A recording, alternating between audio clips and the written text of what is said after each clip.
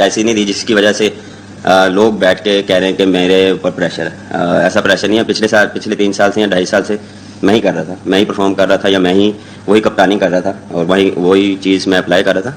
अब ये चीज़ें आती हैं, आपको कैसे किस तरह लेकर चलना है। हर एक अपना देखें पॉइंट ऑफ व्यू होता है, हर एक अपना वे ऑफ थिंकिंग होता है कि हर बंदा एक डिफरेंट बात कर रहा है, किसको ऐसे होना चाहिए या इसको ऐसा होना चाहिए। अगर किसी ने मुझे मशवरा देना भी है तो नंबर तो सबके पास ही होते हैं, तो मशवरा वहाँ टीवी पे बैठ के ज़्यादा आसान होता है, निस्बत आप किसी ने भी मशवरा देना, मैसेज भी कर सकते हैं। तो इसमें मुझे नहीं लगता कि मेरे पे ऐसा कोई प्रेशर था। यहाँ भाई ये एक्चुअली मेंटली टॉर्चर हो गई टीम, ये नजर आ रहा है। पैलेस्टीन के झंडे ट्वीट करवाना, चैट लीक करना बाबर आजम की, पता नहीं कोई भी कुछ भी लगा हुआ है कि ये ऐसे है ये वैसे है, बाबर ये करता है वो करता है, जो मर्जी बोले जा रहे हैं, इनके अपने प्लेयर बोल रहे हैं। इसीलिए बाबर ने बोला कि यार मेरा नंबर सबके पास है, कोई मशवरा देना तो मुझे टेक्स्ट मैसेज कर दो, कॉल कर लो, टीवी में बैठ के क्यों बोल रहे हो। तो ये भी इसका नोट लिया बाबर आजम ने कि ये बात हुई कि मैं बहुत स्लो खेलता हूं। फिर उसकी क्लैरिफिकेशन दी कि it all depends on the situation, कि सिचुएशन क्या है। मैं जो टीम की रिक्वायरमेंट है उसके हिसाब से खेलता हूं।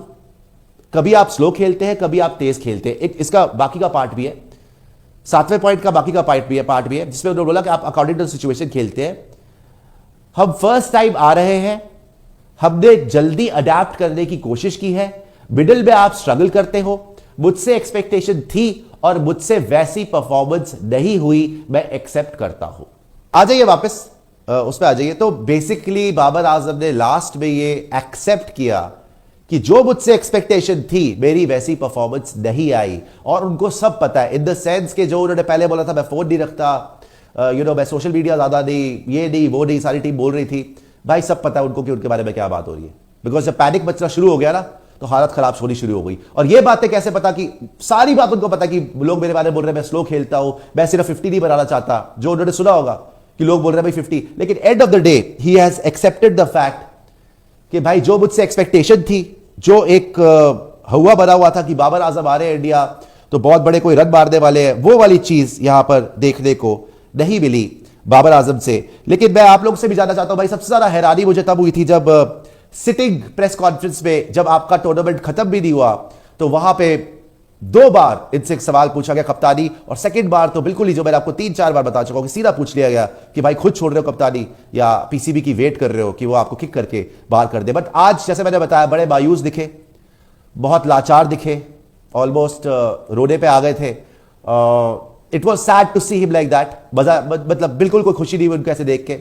लेकिन भाई देखो, वो ये अपनी सीखोगे इस चीज से, सीख ही सकते हैं, बिकॉज इस फेज ने जो इनको सिखाया होगा ना, जो नकली फेज चल रहा था 3 साल से कि बाबर ये बाबर वो, 152 से चल रहा है।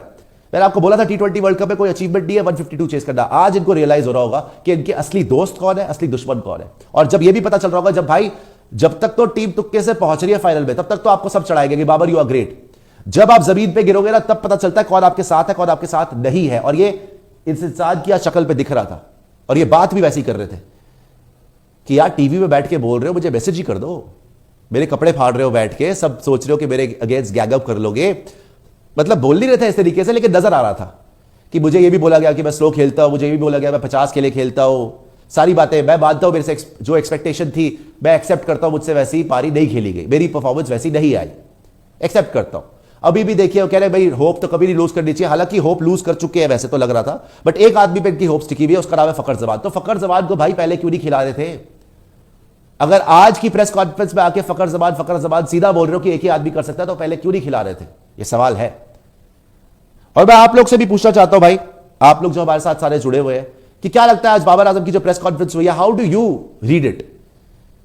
मोस्ट प्रॉब्ली तो इनकी कप्तानी गई। जब प्रेस कॉन्फ्रेंस में लोग शुरू हो गए कि भाई आपकी कप्तानी से आप कब हट रहे हो, तो कप्तानी तो इनकी गई है, but as a player also इनको अपने आपको रीडिस्कवर करना पड़ेगा। जो ये बात कर रहे हैं कि मैं 50 बनाता हूं, सिर्फ 50 के नहीं खेलता, कभी स्लो खेलना पड़ता है, कभी तेज खेलना पड़ता है, सारी तरीके की इनिंग खेलनी पड़ती है, तो काफी उन्होंने बात करी। बट देखते हैं भाई, कल मैच है England versus Pakistan, let's see क्या वाकई जैसे बाबर आजम ने बोला, क्या फखर जमान वहां पे 20-30 ओवर खड़े रहे तो क्या वाकई पाकिस्तान 400 रन बना सकती है, 112 रन पे इंग्लैंड को ऑल आउट कर सकती है, 287 रन से इनको परफॉर्मेंस की वजह से प्रेशर की बात नहीं हो रही है, बात कप्तानी की बात हो रही है। परफॉर्म तो वो कर रहे हैं, कोई नहीं कह रहा कि वो परफॉर्म नहीं कर रहे, बट द प्रॉब्लम इज क्या कैप्टनसी अच्छी है, क्या टीम उनकी कैप्टनसी में अच्छा परफॉर्म कर रही है। लेकिन मैं तो कप्तानी को बाद में डिस्कस करूंगा, पहले परफॉर्मेंस को ही डिस्कस करूंगा।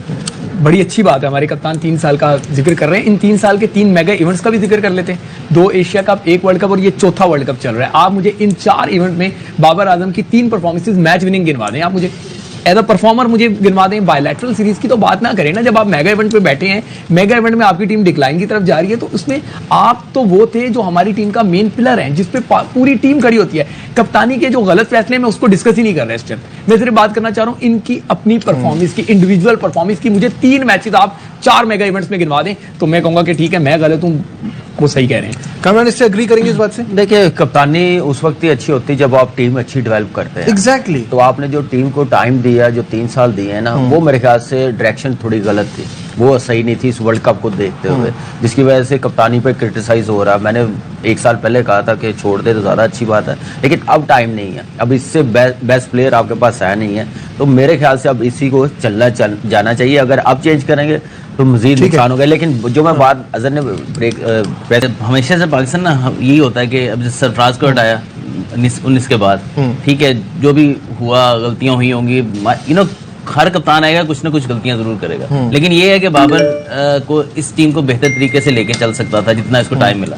लेकिन अनफॉर्चुनेटली अब ये है कि हम सिर्फ चेंजेस की तरफ ही रहेंगे तो कोई चीज इससे बेहतर ये है कि बाबर से बैठ के बात करें, इसकी कप्तानी बेहतर हो सकती है। मैंने इतनी क्रिकेट खेला, इतना टॉप प्लेयर है, तो ये तो चेंज करना हल नहीं है। इन दी एंड हम जब तक कंसिस्टेंसी नहीं लाएंगे उस बेहतरी इसकी कप्तानी में आ सकती है, अगर थोड़ा सा डायरेक्शन थोड़ी और बेहतर हो। इसके साथ कोचिंग स्टाफ बहुत अच्छा होना चाहिए, इसकी मेंटोर। सही है बासित भाई, 2 चीजें। एक तो ये मैं प्रेस कॉन्फ्रेंस पे आऊंगा कि हंस क्यों रहा था। मैंने पहली प्रेस कॉन्फ्रेंस बाबर की देखी है जिसमें वो बहुत रिलैक्स लगा है। बिल्कुल, क्योंकि उसने कहा हम जाएंगे, वो एक जो रूटीन वाला इंटरव्यू है वो कहा, वो बिल्कुल। उसने जो बात करी ना कि कैप्टनसी वाले उस पर कि मेरा नंबर सबके पास है, उस पर मैं हंसा।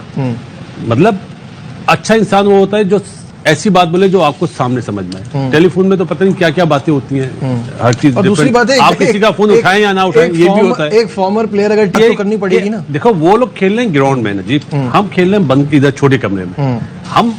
हम पाकिस्तानी हैं, अल्हम्दुलिल्लाह। हम जितने भी लोग बैठे हैं, हम पाकिस्तानी हैं। हम कभी भी अपने उस मुल्क का बुरा नहीं सोचेंगे जिसने हमें नाम दिया। बिल्कुल ऐसे तो हम जो मशवरा देंगे, हो सकता है माइट भी हम गलत हो, लेकिन एक मशवरा जो समझ में आ रहा है, एक आदमी का एक अलग मशवरा, सब पे अलग मशवरा। कप्तान बाबर आजम की प्रेस कॉन्फ्रेंस आपने सुनी और भारतीय मीडिया का रिएक्शन भी आपने देख लिया और पाकिस्तानी मीडिया का रिएक्शन भी देख लिया कि किस तरह भारतीय मीडिया और पाकिस्तानी मीडिया और जो सब चीज़ों को लेके कप्तान बाबर आजम को बहुत ज़्यादा क्रिटिसाइज कर रहे हैं। उनका ये कहना है कि कप्तान जो बाबर आजम है पाकिस्तानी क्रिकेट टीम के, ये एक अच्छे प्लेयर ज़रूर हैं, एक वर्ल्ड नंबर 1 प्लेयर ज़रूर हैं, लेकिन एक अच्छे कप्तान साबित नहीं हुए। 2023 का जो वर्ल्ड कप का टूर चल रहा है भारत में, यहाँ पर 2 मैच ऐसे थे जो पाकिस्तान जीता था और जीत के बिल्कुल करीब आकर पाकिस्तान ये मैच हार गया। उसमें कप्तान बाबर आजम की नाकस कैप्टनसी थी।